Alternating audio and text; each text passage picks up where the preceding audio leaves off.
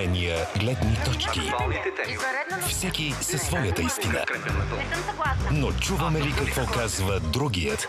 За да стане говоренето диалог, търсим пресечната точка. С Анна-Мария Конова.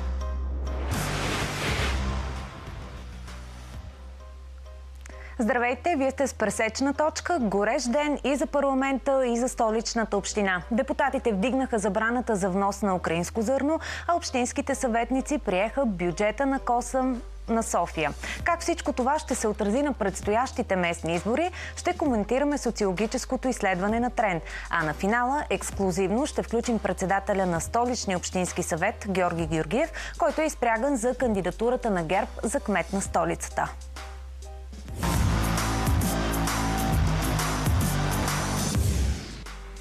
Нашите коментатори вече са в студиото. Художникът Станка Желева, астрологът и юрист Мария Василева, но към това женско дуо и тяхната компания ще се присъедини от днес математикът и физик професор Николай Витанов. Здравейте и добре дошли! Първата тема, върху която ще се фокусираме, социологическо проучване на Тренд показа, че разликата в подкрепата между първите две политически сили се увеличава. ГЕРБ води с 7% пред ППДБ, няма промяна при третата политическа сила, за Възраждане биха гласували над 16%. След тях остава и досегашното подреждане на политическите сили ДПС, БСП и Има такъв народ. Проучването е по поръчка на вестник 24 часа. То е реализирано в периода между 2 и 8 септември, чрез интервю лице в лице с таблет след 1002 пълнолетни. Изследването е на Тренд и нека да чуем коментара на Димитър Ганев. В началото на политическия сезон не може да кажем, че има някой, кой знае какво разместване следствие на горещо политическо лято. Местните избори биха могли да покажат някакви нови баланси между коалиционните партньори, между ГЕРБ и ППДБ. Сега, имайте предвид, че ако правителството продължи да пада като подкрепа и под тези 22% и падне, примерно да кажем, под 20%, това говори вече за критично ниски нива на подкрепа за правителството. И така и социолозите признават, горещо беше политическото лято. Сигурна съм, че и ние ще се съгласим с това. И въпреки това не виждаме и сериозни размествания. Професор Витанов, да започнем от вас като математик. Защо наблюдаваме тези данни и защо се оказва, че Продължаваме промяната трупат негатив за сметка на ГЕРБ? Вижте сега. Бойко Борисов е много отдавна на политическата сцена и е достатъчно опитен. Той изключително успешно се прави на прост, но всъщност е доста умен. Добре изиграва политическите си карти, искате точно да кажа. така. Значи, той добре си поддържа организацията, знае си играта, тъй че няма нищо чудно, че ГЕРБ е първа политическа сила. От друга страна, всичките негативи от сегашната ситуация отиват върху ППДБ. И аз се чудя как те все още са втора политическа сила, но това вероятно се дължи на относително неумелия начин, по който Възраждане си играят картите. Защо не е умел да е начина на Възраждане? Защото... Виждаме, че са трета политическа сила и те всъщност най-много скочиха от всички парламентарно представителни партии на последните избори. Те може още да скочат, само че трябва малко да променят начина си на говорене. Значи те се прицелили в, как да кажем, един електорат, който е около 20%, но ако искат да минат над 20%, трябва да се обърнат към по-широки, да го кажем, маси и малко да си променят говоренето. В този смисъл, според мене, те не действат по максимално правилния начин, за да станат втора политическа сила. Станка, ти какво мислиш на недобре изиграти политически карти от страна на Продължаваме промяната, на тяхната неопитност? На какво се дължи това, че ГЕРБ дърпат пред тях? Първо искам да кажа, че от самото начало на това правителство, от първия ден, имаше организиран митинг за сваляне на правителството пред Народното събрание от Възраждане. атаките от всички страни не са спрели, като всички негативи от ситуацията непрекъснато сват някакви компромати, някакви скандали, къде измислени, къде полуистини. Помним и записа, който излезе, който се цитира при всеки удобен случай. Да, не само това, просто ние виждаме една огромна организирана кампания от всички страни. Говорим за президентска институция, говорим за медиите, няма какво да се лъжем, така непрекъснато удобно се дава огромна трибуна на различното другото мнение и на смисъл подкрепа. Аз много малко предавания и много малко официална подкрепа към правителството съм видяла. Просто валят непрекъснато от всички страни критики. В крайна сметка и самия парламент е шарен. Различни партии имаме, трудно намират допирна точка до себе си. И проблемът, който може би се акумулира, че ПП и ДБ те поеха един доста голям риск и доста голям ангажимент и просто са в една ситуация, в която те са принудени да правят ежедневни компромиси. Нещо, което в началото така бяха много, ние компромиси няма да правим, червени линии и така нататък, но когато си в управлението и когато трябва да вземеш държавнически решения, много често политиката всъщност е един голям компромис. Трябва да го... И вече оттам нататък е какъв пиар ще направиш на този компромис. Видимо, според мен големия проблем на това правителство и въобще на тази коалиция, че имат много лош пиар, защото аз съм убедена, че те правят ужасно много важни и трудни стъпки и решения и в една така европейска посока, но всичко това под абсолютно обстрел от всички страни на такава негативна кампания, просто според мен абсолютно не се вижда. Тоест не успяват добре да комуникират с обществото резултатите от тези 100 дни, в които са на власт. Точно така, те дори нямат, не знам дали минаха 100 дни, но точно сега тази седмица те са под непрекъснат обстрел от всички страни, абсолютно негативна, такава много черен пиар се сипва в тяхна посока и разбира се, по-умелите и хитри политически играчи вадат от това дивиденти и всъщност потъркват ръце. Мария, ти ще се присъединиш ли към тази теза? Един малко по-различен ъгъл и една друга гледна точка в нашата пресечна точка. Аз като гражданин, например, винаги имам едно съмнение към информацията, която се изнася в статистиките. Както и в случая сега, виждаме определена статистика. Може да има шанс да се манипулира по този начин от двете страни. Не само хората, които я образуват, а и тези, които отговарят. Защото аз като гражданин, ако участвам в определено интервю, не винаги ще дам точно моята оценка или гледна точка или ще кажа точно това, което искам. Така че не съм убедена до каква степен тези статистики също са вярни. Плюс това на нас ни предстоят сега едни много сериозни местни избори, които също ще покажат до голяма степен как в държавата нещата биха могли да изглеждат. Също така друго нещо, което мисля, че е голям проблем, е това, че горе-долу се един и същи процент от нашето население гласува. И ние не можем да очакваме при положение, че има 40% от населението гласува, 60% се въздържа, да променим кой знае колко много като цяло картината. Но пък не можем да отречем, че тренд с доста близък и точен резултат до изборите познаха и резултатите от този вод. Да, но аз казвам като гражданин личната си гледна точка.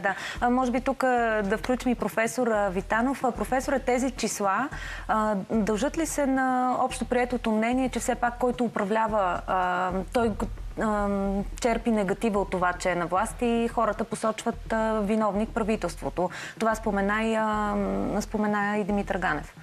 Ами вижте, когато живота на хората не върви добре, те търсят виновен. По нашите географски ширини виновният се търси извън себе си. Нали така? Кой да е виновен? Виновна, разбира се, правителството. И така че от тази гледна точка вие сте права. Аз съм съгласен, че комуникацията на действията на правителството не е достатъчно добра. Сега социологическите агенции някои познават, други не познават. Ще видим на изборите какво ще бъде. Но аз ви казах, според мен при по-добра комуникация по-добра комуникация с повече групи от избиратели, второто и третото място може да се разминят. Друг е въпросът дали това ще стане за един месец. Месец, да, колкото кратък, толкова и дълъг период. Любопитното е, че въпреки, че не е особено висока подкрепата за това правителство, един значителен процент от хората, близо 50%, не желаят предсрочни избори. Това какво ни говори? Според мен е повече от половината. Мисля, че по-висок би трябвало да бъде този процент. Просто хората са уморени от непрекъснати избори и искат някаква стабилност. И какво добро, лошо едно правителство с един работещ парламент е за предпочитане пред едни служебни правителства, които никой не знае какво се случва и в последствие разбираме, че са взимали някакви решения, които въобще те нямат компетенцията да взимат, начало с един президент, който според мен води една изключително опасна игра, заигравайки с национализъм. Една така много проруска политика, прокарва критики, прави неща, които според мен са абсолютно са безобразни. И, например, опитите се играл непрекъснато с този проруски патриотизъм и национализъм, което е един оксиморон, но за съжаление в България това е една огромна реалност. За мен това е изключително опасно. В същото време обаче подкрепата към президента не намалява. Въпреки конфликта с правителството, той остава една от фигурите, така да кажем, с високо обществено одобрение на фона на останалите лидери на партиите. Как си го обяснявате? Първо, аз също, както професора каза, зависи кой прави изследването и кой го поръчва. Все пак гледайте, кой е поръчителя, който плаща музиката, той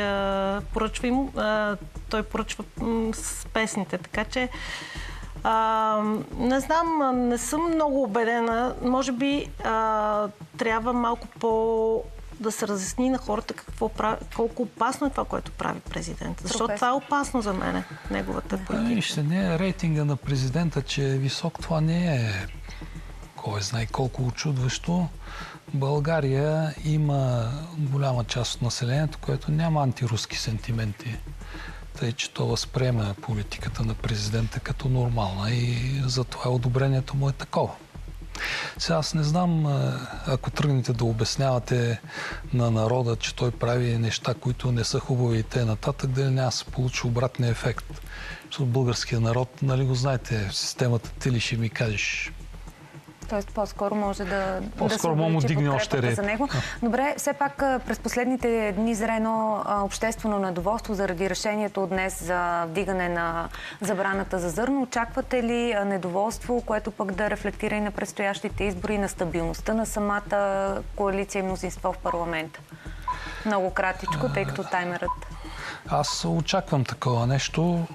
Според мен това беше грешка на правителството. Не трябваше толкова рязко да се взима това решение. Ако искаха да го прокарат, трябваше да го прокарат постепенно. Станка, твоята позиция?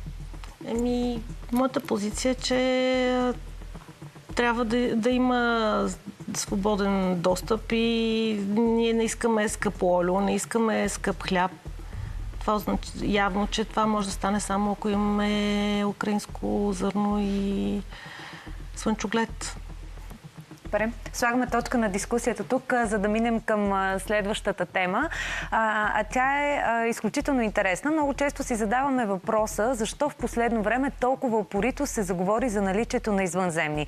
Преди месец това беше тема и в Конгреса на Съединените американски щати, а днес малки мумии бяха изложени в саркофази в Конгреса на Мексико. Ето информацията от новините днес. Останките на предполагаеми извънземни същества бяха представени по време на публично изслушване в Конгреса на Мексико. То беше посветено на неидентифицираните аномални явления, известни като НЛО. Двете малки мумии, изложени в саркофази, имат по 3 пръста на всяка ръка и продълговати глави. Откритията бяха представени от мексиканския журналист и изследовател по темата Хайме Малсан. По думите му, телата са открити през 2017 година в Перу Мексико, близо до прочутите знаци в пустинята Наска и са на около 1000 години. Анализирани са с процес на въглеродно датиране от Националния автономен университет на Мексико. През юли тази година и в Американския конгрес се проведе първо по рода си изслушване за аномални явления. И така, рязък преход към аномални твърдения, които стават все по-интересни за дискусия, как се видяха на нашите гости. Сега ще разберем. Мария, да започнем от теб. Да, аз смятам, че космосът е необятен и е много вероятно да има под различна форма подобни същества.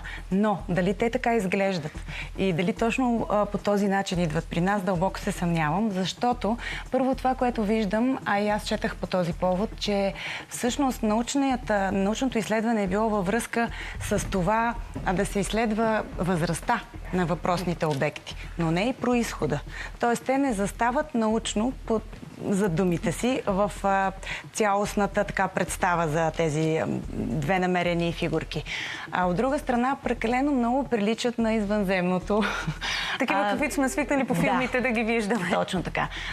Аз не смятам, че ако такова нещо съществува, може би даже аз мисля, че съществува, но надали точно по тази форма може и да е покрай нас и да не знаем. Във формата на енергия, може би някакъв. Да, това не бих го приела толкова сериозно, честно казано. Интересно е, от много години има различни факти, от различни места.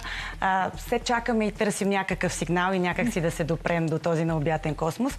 Но точно в този случай съм много скептична. Харесва ми, нека да има такива новини, но те трябва да са съвсем научно доказани и обяснени. Да, и ти самата каза, че се предполага на колко години са, на около 1000 години, но пък няма информация за произхода им. Професора, вие като така... Вселената е голяма опасност и да емнат от всякъде, да префразираме малко. Сега съм скептичен по отношение на тия неща, които са показани там. Защо? Малкият ръст показва, че ако това са реални извънземни, те идват от планета с голяма гравитация. Малкият размер на главата показва, че мозъка не е голям.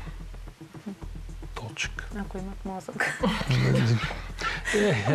Така, много хубав въпрос. Има едно математическо изследване, което показва, че какво следва да очакваме от извънземна цивилизация. Значи някаква друга планета, горе-долу подобна на нашата.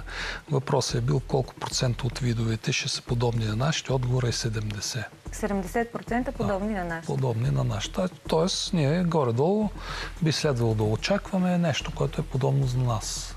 Това не е подобно на нас. Да. Следователно, вероятността да е истина е малка.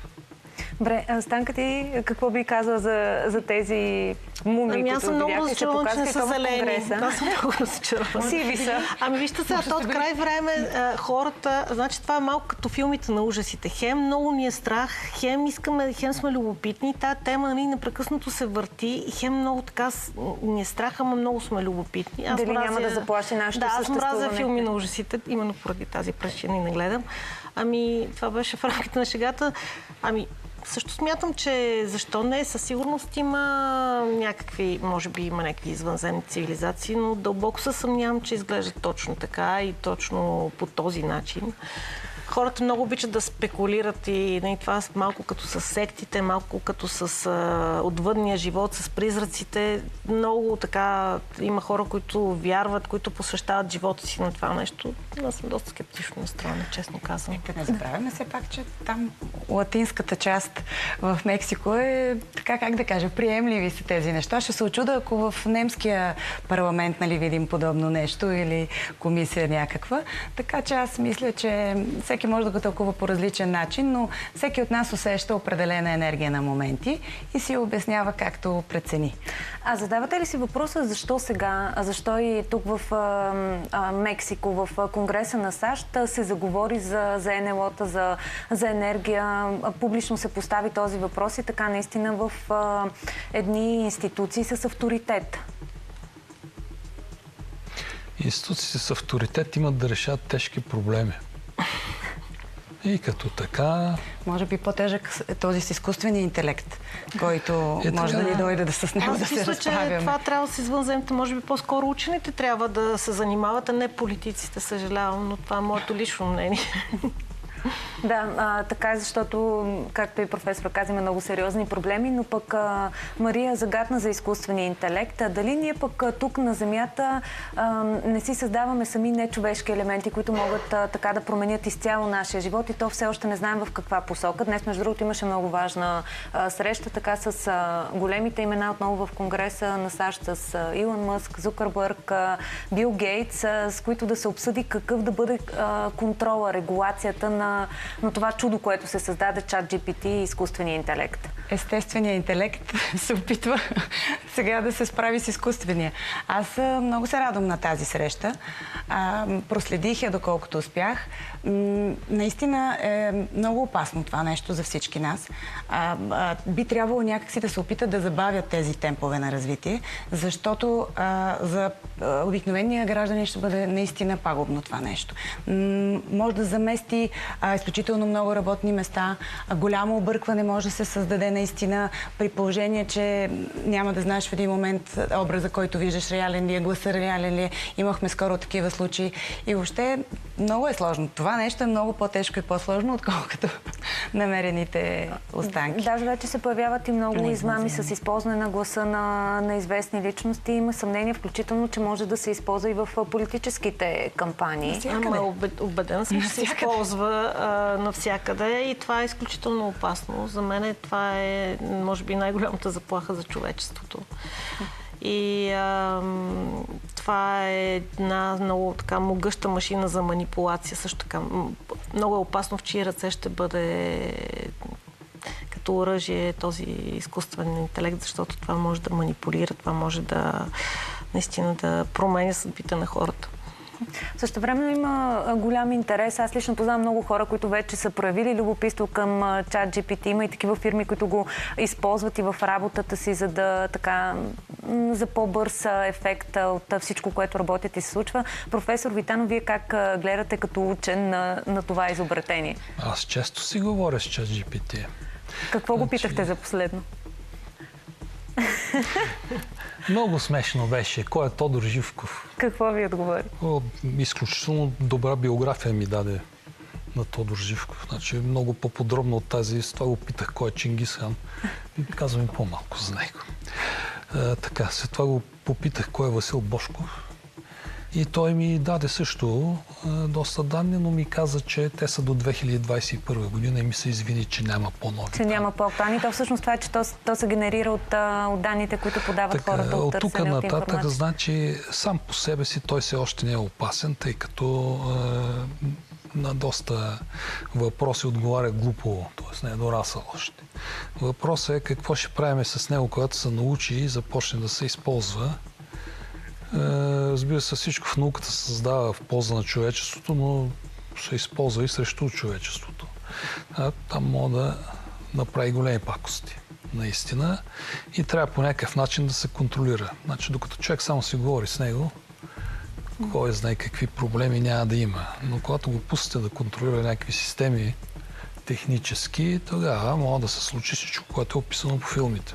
Самият създател на ChatGPT, ако не се лъжа, преди известно време каза, че и той все още не е сигурен какво са създали, как и дали може да се обърне и срещу хората, което очевидно има такива притеснения, след като се повдига въпроса как да се регулира и то на международно ниво.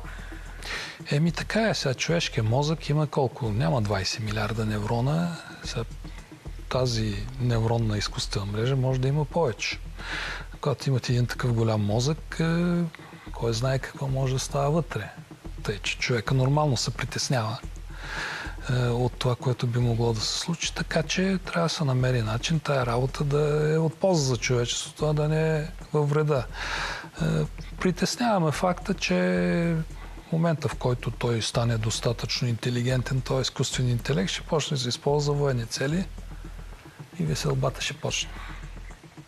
Което рисква. Преди малко споменахме, че също може и за политически цели да се използва. Понеже професор Витанов каза, че имал допир с ChatGPT, изкуствения интелект. Вие двете проявихте ли любопитство към него, това, което се случва, или може би вашите деца? Децата ми със сигурност, аз лично не.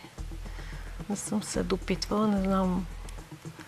Да, моите деца също, аз не. Аз затова така и в началото ви казах, че надявам се естественият интелект да може да изконтролира този изкуствен, който създаваме. Това за мен е опасното, както каза професора, в един момент. Много опасно и може би научно-фантастичните филми наистина ще започнат да се сбъдват. За съжаление и негативната част от тях също, когато се изпусне контрола. В този смисъл трябва ли да се повдигне въпроса и у нас и то по-сериозно, защото се чуват някакви откъслечни мнения. Дори в парламента се обсъждаше, че се създава риск от намаляване на работни места, риска за... Според мен би трябвало да се обърне внимание. Това е един бъдещ проблем със сигурност. Голям проблем. Зависи, че той може да създаде още повече работни места. Проблема е, че на нас не трябват работни места за относително ниско квалифицирана работна сила. А той ще създаде такива, които ще трябва да са доста голяма квалификация. Тъй, че това за нас наистина е проблем. От тая гледна точка трябва да го ограничим, докато не се развием както трябва. А от друга страна, спекулира ли се с страха от това, че като дойде изкуствен интелект, видите ли, ще останем без работа, т.е. политиците да трупат актив на свой гръб? Разбира се, политиците винаги използват всеки един проблем в своя полза и могат да го манипулират, но не смятам, че това е в момента основният проблем на нашите политици и въобще на българската политика. Още сме далече да мислим за това, казвате. Проблем е, защото изкуственият интелект, като поумне, той ще разбере, че ако иска да управлява света и държавата, първо трябва да се разправи с политиците. Тъй, че им е проблем и то голямо. Според мен и много бързо измамите ще започнат, познавайки, нали, ние така сме известни българите с подобни неща. Така че мисля, че много бързо може да се започне и да се използва в посока на различни измами. Това, което наистина и започна и стартира и ние го гледахме. Да. Благодаря ви за тази дискусия днес. Ще се видим отново с вас утре. Сега предстои кратка пауза, след което ще обърнем поглед към столицата. София беше на косъм от това да остане без бюджет. След 4-часов дебат как общинските съветници постигнаха консенсус, ще си говорим с председателят на Общинския съвет Георги Георгиев.